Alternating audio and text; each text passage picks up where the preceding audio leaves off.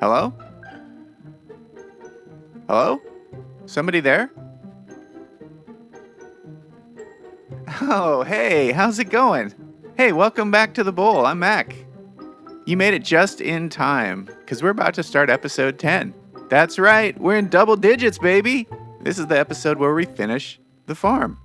Man, I'm really excited. So here's what we're going to do. Here is the bowl. I call it the bowl because my entire base is surrounded by these mountains, although I gotta admit it's not really bowl-shaped. But so you can see how everything's laid out. There's where my starter base and the tower down to the skeleton spawner is. Then over here is all the farm buildings. The general farm area where we put in the honey farm and the beekeeper's house, the melon farm with the trading villagers underneath, this barn, and the wool farm and shepherd's house.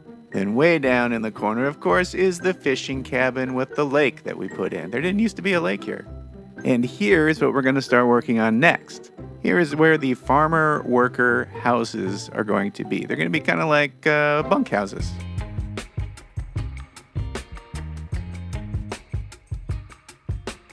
Alrighty.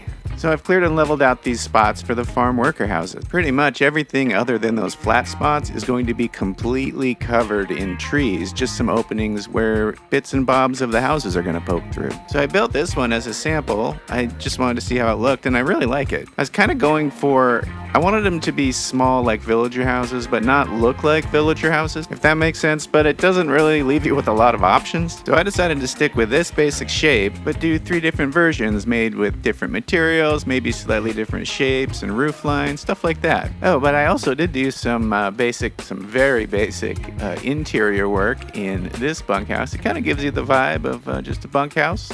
There's also a tool shed off to the side of the house, which is pretty cool. It's a great place to dump off shulker boxes. There's some temporary storage, ender chest, stone cutter. I've actually been using it quite a lot just working up here. I think we'll build another one too.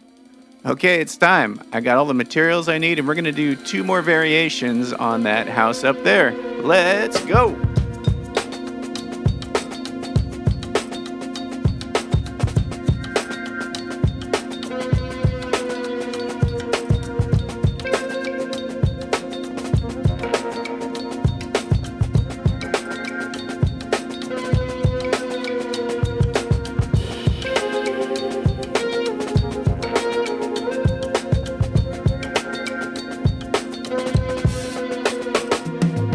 Okay, so I thought after the houses were in, I'd spend maybe an evening, maybe 2 evenings, putting in retaining walls, bone mealing all these trees, which turned into bone mealing a bunch of trees, then ripping them out because I thought they looked stupid, and putting in retaining walls and then taking them out because they looked too big and bulky.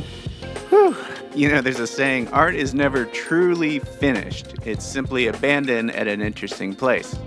Now, I don't know if this whole little thing counts as art or not, but I do think it looks visually interesting. I really love how it turns out, and I really need to just stop with the detailing. Because while I am happy with the build close-up, really happy with it, I can always do more detailing. One of the ways it really shines is looking at it from way far away like this. So from pretty much anywhere in the farm, you can see this little neighborhood of houses tucked away up in the corner, and if you've never been here before, you're gonna want to head over and see what's up there. That's the idea anyways. So let me head down here. Yeah, this is a good spot. So there's some planning and design lesson I learned from doing this farm worker build. Mainly put a lot of thought into where people are going to first view your builds. Doing that takes a lot of the guessing out of where to place your builds, like which direction they face, stuff like that. And while you're doing that, put all your builds on different elevations, then commit to pathing between all the builds, because once you do that, like 80% of the vibe is in place and a lot of the other questions get magically answered for you, like, oh, I can put a flower bed here, or oh, we're gonna need a retaining wall here, or maybe a vegetable garden or vineyard would look good here, or oh, a big tree would look good here. And then having them all on different elevations somehow magically makes the immersion 1,000 times more interesting. But bear in mind, it's not all magic. You still have to do the work. And for me, that took like 2 weeks, actually almost 3 weeks. But I hadn't really learned these lessons yet. If I had to do it again, I think it would go faster because I think I would trust that process more early on. I don't know. We'll see in some of these future builds coming up. Although I gotta admit, the extreme detailing portion would still probably take forever. So now you've seen the farm worker area completed, you might be thinking, Mac, what about the interiors of the houses? I thought you were doing all the interiors of your builds too. Well, that's true. But I left the insides empty, and I left them empty for a reason, and the reason is I want someone else to do them. Yeah, I've moved my world. This world is now on a server instead of just on a single PC, so friends and family can jump on from time to time and help out. For example, one of my daughters logged on, and we set to work building up the spawn area, which was really fun. I mean, if people are logging on, they need a place to get some basic gear and food and sleep the night away if needed, right? Also, because my base is about 800 blocks away from spawn.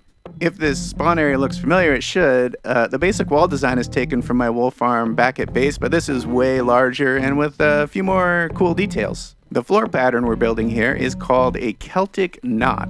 Here's something cool you might like. Do a Google, or Pinterest even, like Pinterest might be better, searches for bead patterns or sweater patterns, and you'll get tons of stuff like this, which are basically 2D patterns or pixel art made out of squares. So it's perfect for floor patterns or really large flat areas in Minecraft that need to be broken up.